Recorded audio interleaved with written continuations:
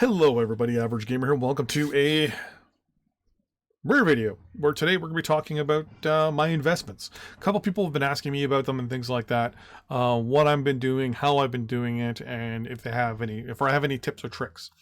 I'm going to tell you now, the stocks and stuff I pick are for me. So some of these may not be for you. I have a very long-term plan for my investments. Not a short-term plan. So I don't buy stocks, hold them for a day, an hour, 20 minutes, a month, and then dump them the moment they make me a certain amount of money. Or if I can make a lot of money from selling them. I buy them for A, the ownership in the business, and then B, which happens to be part of A, is the dividend. How much they pay me out of their profits for holding their stock. So for example, Dividend Split Co. here. Since I've been talking to you and getting this ready, this number's already changed down. It's gone down because the price has gone up already 56 cents today. It's actually pretty good, but I digress. So what I do is a couple months, about around December of last year, my grandmother passed away. Got a fair chunk of money, put a big down payment on my house mortgage.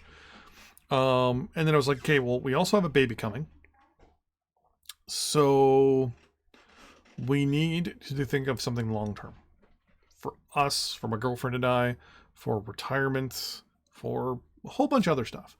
We realized we need to think long-term. What can we do? So in January, we did some investments and all that stuff. And sure enough, unfortunately, the stock market took a bigger poop, cashed out a lot of the money, and then put a lot of it into our mortgage again over the spring. So we still had some money left over, so we were like, okay, 3 months ago, market's down, we're thinking long term, it's going to start going back up again. Let's start thinking long term again with dividends and reinvesting and all that stuff.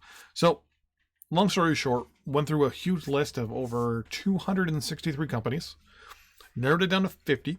These are the 50 I have right here if you want to look at some of them. And we started investing. We started thinking, okay, well, we have 50 stocks. We have 50 grand. We'll invest $1,000 in each of them to start.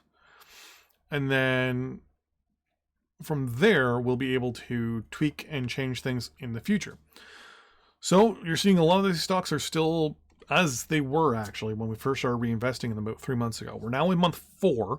But we haven't done anything in month 4 yet, so I wait till the end of the month before I buy up stuff, just because I want to see how things are shaping up by the end of the month. So with that in mind, I'll give you a little heads up here.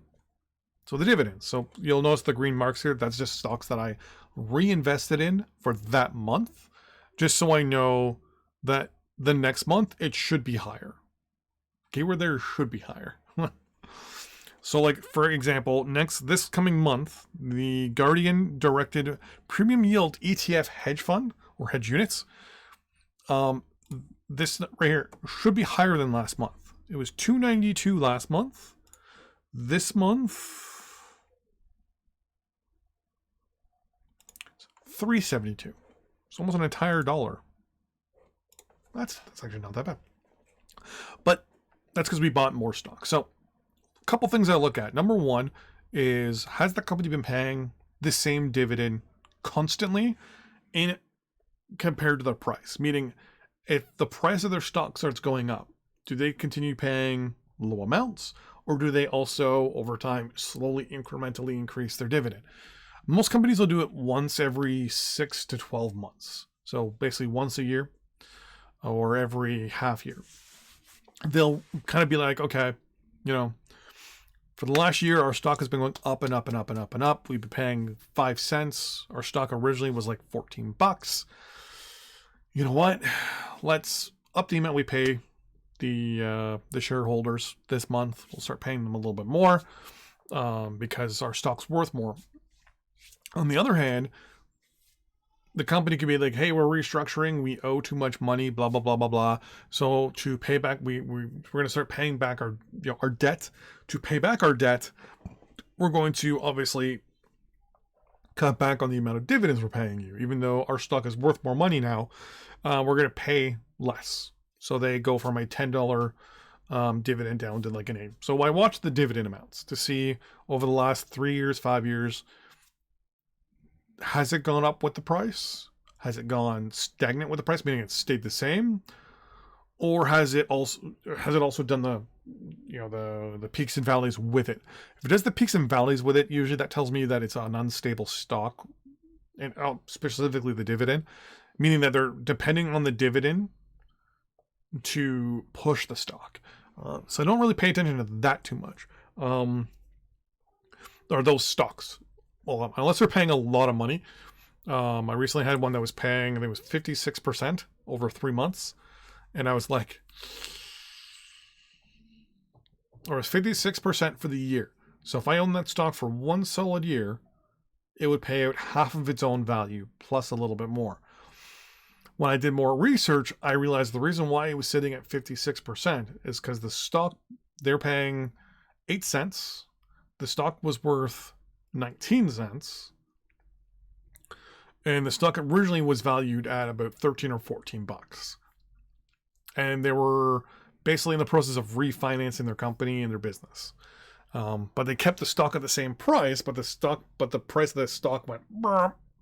So that's why it was so valuable. So I was like, nope, don't want to touch that one. My personal opinion is there's a lot of stocks out there now, or ETFs, that are specifically dividend traded or dividend driven. So what they do is they basically have large amounts of stock, and all those stocks pay dividends. They'll buy and sell those stocks for you at their end, and all you do is buy one stock in the ETF, and you get that percentage paid out to you every month. That's pretty good. Some stocks are free to actually buy into. When it comes to ETFs, some mutual funds you can buy a half share. So say a share is $10, you can buy a $5 half share, which is pretty good. Kind of just to get things rolling, kind of get that thing going. Because what we want to do here is we don't want to take any money out of this at all. What we want to do is we want to just keep reinvesting every month until we get enough that we can have that passive income. What we want roughly is around $1,000 a month to come into us passively. And then the plan at that point is to take around $200 every month out and reinvest the remaining $800. At that point, it's a matter of just trying to get to. We want to get to $3,000 a month as our goal. That is our goal for retirement. So in the next 30 some odd years, 40 some odd years, we want to get to $1,000 a month, or $3,000 a month as our investments. Right now we're at $200. So you do the math there. Mind you, right now we are looking at a $10 increase, or not even a $10 increase. It was 58 to 69. So an $11 increase in month 1 going into month 2. Month 2 going into month 3, we had so the 79 to 85. Or no, sorry. 62 to 65 was a $3 increase. So not much, right? Right now, yeah, it's on the much. Couple $100 is a couple $100, but that couple $100 could turn into a couple $1,000, turn into multiple thousands. Because once we get up to $3,000, anything above $3,000 is just reinvested, and just reinvested and reinvested until we finally have enough stock and all that stuff that we basically will just sit back and hire someone to do this for us every month, and be like, here's however many dollars a month on the month, last Friday of every month, do our investments for us. There you go. We might still do it ourselves. I'll probably still do it myself. But yeah, so we set up a goal for ourselves, $3,000 a month. In our opinion, that's actually not that hard to get to. If you think about the fact that we're looking at a slow increase, I think the increase is pretty small. Well, right now there's 1.5% is our current return rate. So if we were to look at the initial amount going to 1.5%, yeah, it's not that much. But every year or every month, it gets a little bigger. And then it gets a little bigger and gets a little bigger. it can get discouraging. And I've noticed a couple times where I've looked at this stuff going like, this stock is down like so much. We've lost $500 on this one stock. Yep. We've got $800 in dividends paid out to us. But the value of that thing's down $500. So I've only made $300. Well, yeah, it can be discouraging. It could be, it can make you nervous, especially in times like now. And I mean, this is not easy. This is not an easy way to make money. I'm doing it because I want to do something that will hopefully, take care of me in 30 years, 40 years from now. And it's always good to have something now that's going to take care of me later. And maybe take care of my son when I'm gone. So, yeah, that's why I do all this in the end, is for 30 years from now. Not for now, not for 8 months from now, not for a couple years from now. I'm almost 40. I ain't retiring at 40. Unless I win the lottery. And even then, I'm probably going to still do this, which means I'm still technically working. And I'll still do YouTube, so I'll still be working. But yeah. Anyways. Thanks for watching. I'll see you guys next time. Bye-bye.